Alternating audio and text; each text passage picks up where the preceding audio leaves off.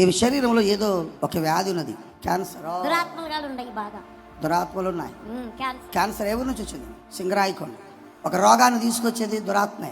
ఈవిడ క్యాన్సర్ కణాలు చూడండి ఎలా కాలిపోతాయి. The power of the holy ghost. గట్టలు కరిగిపోతున్నాయి. క్రీస్తు యేసు నామములో క్యాన్సర్ కణములన్నీ కాలిపోవును గాక. ఎక్కడి నుంచి వచ్చావు? క్యాన్సర్ ఎప్పుడు వచ్చింది నీకు? 2 సంవత్సరాలు. నీ రిపోర్ట్లన్నీ దేవుడు తారుమారు చేశాడు. నీ క్యాన్సర్ మొత్తం పోయింది. ప్రభు నిన్ను తాకాడు. నమ్ముతున్నావా? యేసయ్య నిన్ను బాగు చేశాడని.